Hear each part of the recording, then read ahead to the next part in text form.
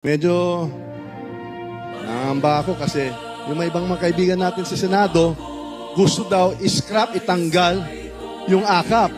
Payag ba kayo? Kayo, tatanggalin ba natin yung AKAP?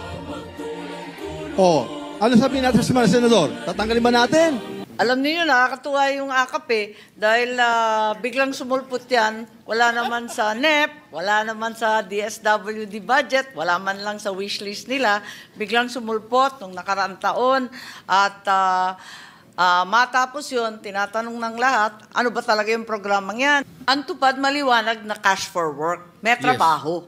Yung AKAP, binibigay. How will we be able to effectively and efficiently implement the big AIX pie that the Senate, Congress is giving the DSWD, given the same problem that exists now, that there's a credit limit for the limited number of personnel? Yes, the effort really is right now, kung maaari, ang ginagawa nila, may cash sharing sila na fina-farm out na sa land bank. At nag-umpisa na ito sa Region 4A at saka sa Region 3 kasi hindi na nga kinakaya ng taga-DSWD dahil labis-labis na nga ang laki ng pondo at napakaraming beneficiary. I believe this is a similar problem with TUPAD as well, where there's also a limitation. Pero on the ang number tupad of ang personnel liit-liit lang kung ihahambing compared sa to the AIX. linalabas nila kasi meron silang QRF sa disaster, madalian pa yun. May AIX, may AKAP, may sangkatutak na programa sa DSWD. AKAP is a new program, yes. Yung SOCPEN, napakalaki nun, yung social pension sa ating mga senior citizen I'll get to that. indigent. Ang laki-laki na talaga ng Yes. programa ng DSWD, pero halos nakapako ang empleyado na permanente sa bilang ng 3,400. Okay. With the permission of the good Senator Legarda, just one question. May I know who distributes the AKAP?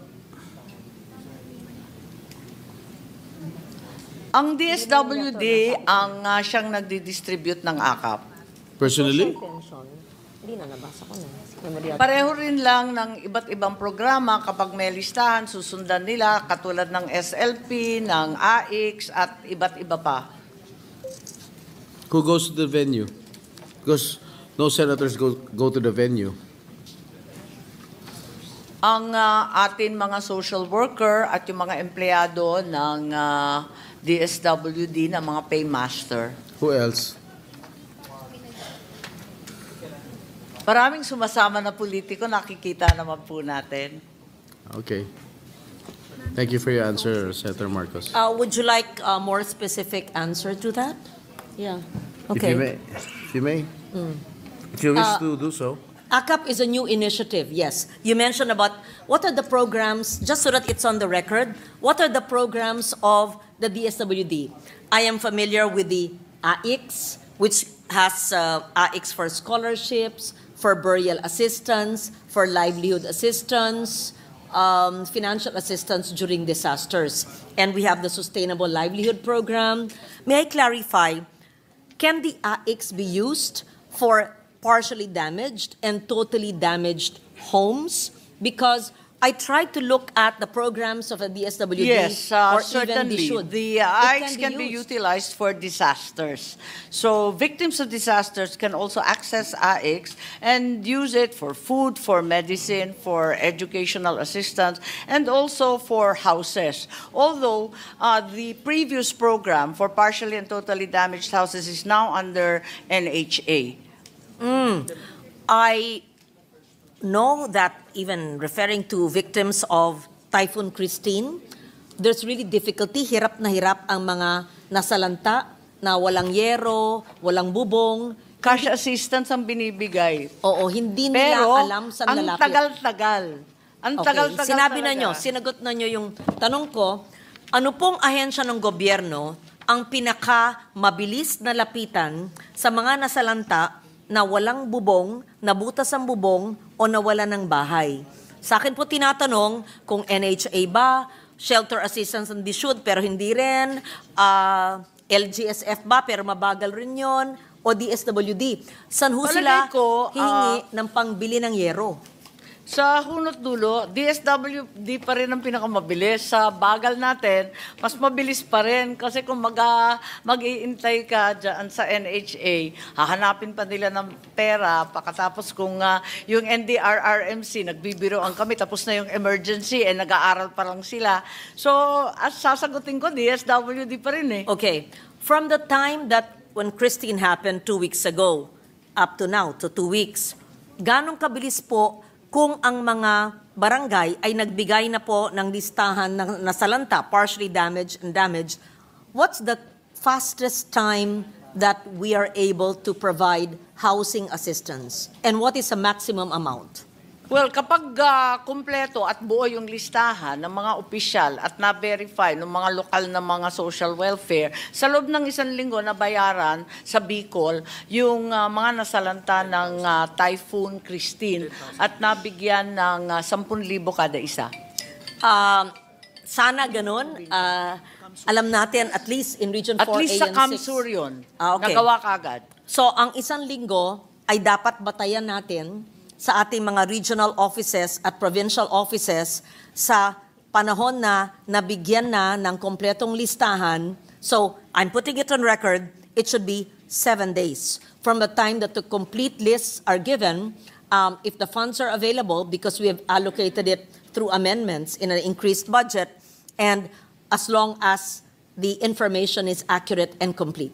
So 7 days. Because in my experience, perhaps 1 month, 2 months, and when I call SecRex, he's been very helpful. I know that the reason would be there's a lack of plantilla positions for the credit limit of the SDOs. So, right? So that it goes Tama back po. to the Talagang lack, kinakapos ng tauhan. kinakapos ng tauhan. Which brings me to the same question of my first question na, paano natin gagawin? Amend tayo ng amend na lumalaki ang budget, pero yung tauhan na mag-i-implement. So, does this lead to an unobligated... Dahil nga sa kawalan ng sagot mula sa DBM tungkol sa karagdagang mga regular items, napilitan na nga yung DSWD na mag-farm out nitong cashiering. Para yung cashiering sa land bank na lamang. Para sang-ayon na yung land bank, meron na silang MOA. Yes. At sana mapabilis at yung mga tauhan ng DSWD, hindi naman mapinsala sa daan o mahirapan o matagalan sa pagbabayad. So, I think that's a good idea to have a MOA with land bank. And so... Nag-umpisa na sa 4A and Region 3. I'm sorry? Nag-umpisa na sa 4A and so Region 3. ang land bank ay Sila na yung kasama payout. Sila ang mag-payout. Oo. The land bank payout masters will go to the barangays and the LGUs. Hindi po pupunta ang mga benepisyaryo ng AIC sa mga land bank branches. Right? Sila ang pupunta. Oo, lalabas sila sa bangko Yes. at sila na mismo ang cashiering Okay. pagkat nga napaka-konti ng tao ng DSWD. Okay. I think that's a good innovation of the good secretary, and I hope we see that this will happen in the next few months. We can see that on the next few weeks, lalo magpapasko, na marami yan nangangailangan na naman at saka ang daming bagyo, sunod-sunod.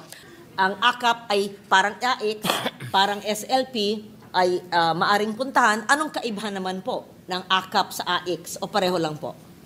Alam niyo, nakakatuwa yung AKAP dahil biglang sumulpot yan, wala naman sa NEP, wala naman sa DSWD budget, wala man lang sa wishlist nila, biglang sumulpot nung nakaraang taon at matapos yun, tinatanong ng lahat, ano ba talaga yung programang yan? Biglang Pebrero, katapusan ng Marso, tsaka lang lumabas yung mga guidelines. Kaya ang sabi nila, minimum wage earners and low income earners. Ang tanong ko, pareho ba yan ng AIX? Hindi daw, kasi ito daw minimum wage. At sabi ko, may minimum wage rin na namatayan na tumatanggap ng AIX. Hindi ba pareho yan? Kaya't nakakalito po. At sa totoo lang, ang version ng Senado, tinanggal ko na po yan. Dahil ang pakiwari ko, walang programa ang pamahalaan na pag-aari ng sino man. Kinakailangan, lahat sumasapi dyan, at dahil dito, kinakailangan na pag-isahin na, isaayos na natin ang mga guidelines. Or are you saying there's no AKAP in the Senate version? Yes, I deleted it entirely. How much did you delete, Mr. President, Madam Chair? Yes, 39 billion, which was added in the House version, and 41 billion added for AIX. And we're saying that the 39 billion in the Senate version was reduced. And where did you put the 39 billion AKAP? Back to I AIX? leave it to the wisdom of the leadership, and I hope that during the BICAM this can be discussed. My recommendation is, while we recognize the necessity of immediate relief by direct financial assistance, it's imperative that we focus also on social protection initiatives such as those mentioned by yourself, the SLP, Kalahi Seeds, which foster long-term development and self-reliance rather than creating a new ayuda nation. Ayaw natin nun, ano? Kaya eto nga, pinopropose ko na sana dagdagan yung iba na developmental at sa kabila nun, ipagkaisa na ang AIX at AKAP para hindi na nagkakaroon ng selusan, ng turuan, ng kalabuan. Okay. I will stop at that. But to be fair, my brother is a congressman, and I've heard that he helps or joins in AKAP, and the needs of our constituents, our Kasimanwas, are also served. So thank you to the SWD. Yes, I am not familiar with AKAP. I know AIX, but whatever name of the program is, malaking tulong po. Tuwing meron pong darating dyan na DSWD, AIX at Paymaster, nakangiti po ang mga nahihirapan na ating mga kababayan. So Tama I po will leave yun. it at Kaya that. It's not sang-ayon for po me. ako Yeah. na sana pag-isahin na yung pondo para malaking-malaki, lahat ng hihingi, mabigyan ka agad, wag na natin paghiwalayin, wala nang turuan, wala nang sisihan, wala nang akuhan na amin lang to, wala nang ganun. Basta may pondo dyan, handa para sa nangangailangan. Ganun lang kasimple. Isahin na natin, at sana madali na natin kunin para sa lahat ng target beneficiaries, all persons subsisting below the poverty line, unemployed, formally employed, self-employed, seasonally, periodically employed, those in crisis or emergency situations such as severe, extended illness, disability, death in the family, working in economically hard-hit sectors, victims of natural man-made disaster, calamity, pandemics, war, or other violence. And it shall be used for food, nutritional, medical, funeral services, educational, livelihood, and other financial assistance. Thank you very So, much to the Chair for your very comprehensive answer to my question on the programs of the SWD, and I will probably initiate piece of legislation to institutionalize at least one program, the SLP, assuming that no one has filed that yet. But thank you so much, Madam Chair, for all the information that you've given. And At I sana like- sumportahan rin ninyo itong kung ano man yung pangalan niya, kung AIX o AKAP o ano man pangalan na Yes. bago mahanap natin, sana suportahan rin ninyo ang pagkakaisa nitong pondo at institutionalize na dahil malaking tulong sa ating mga kababayan. I will leave it to the better judgment of the chair and the leadership, and I would like to thank Secretary Rex Gatchalian, who is just always half a call away. He answers the calls right away, and if he misses it, he's on a flight, he will text and call you back. That's the epitome of a public servant. So thank you also to all in the SWD, especially the 4A and the 6 and everybody in the regions. Thank you. Thank you, Senator Legarda. Before I recognize the majority leader, only one question, Senator Marcos. What is the difference between AKAP and TUPAD? Because you were saying a while ago, minimum wage. AKAP po and TUPAD. Yes. Ang TUPAD nasa DOLE. Yes, I know. Hindi siya Yung sakop ng DSWD. Ang binibigay niyo ba sa AKAP, minimum wage din? Kasi sa TUPAD, under DOLE, ang binibigay minimum wage. Kung saan ka, kunwari sa Metro Manila, 700 plus, yun din binibigay per day, pero magtatrabaho kayo. What is the difference between AKAP and TUPAD? Ang TUPAD maliwanag na cash for work. May trabaho. Yung AKAP, binibigay lang. Magkano po binibigay? Based sa menu ng pangangailangan. Yung iba't iba, yung burial assistance, medical, hospital, kung What is the ano-ano. maximum amount that you can give An individual. Ang maximum 10,000. At sinasabi natin na kinakailangan malimitahan sa 6 na buwan. Minsanan lang ang bigay. One time, big time. Pero maximum nga 10,000 pesos. What is the minimum that you can give from the funds of AKAP? Ang minimum, pangkaraniwan, 2,000, 2,000. Pangkaraniwan, 3,000. Alright. Pero hindi mo kailangan pagtrabahuan yan, no? Katulad sa... Ay, sa walang tupad. trabaho Walang dyan trabaho. ang sinasabi sa nangangailangan. Alright. Thank you very much for enlightening this representation.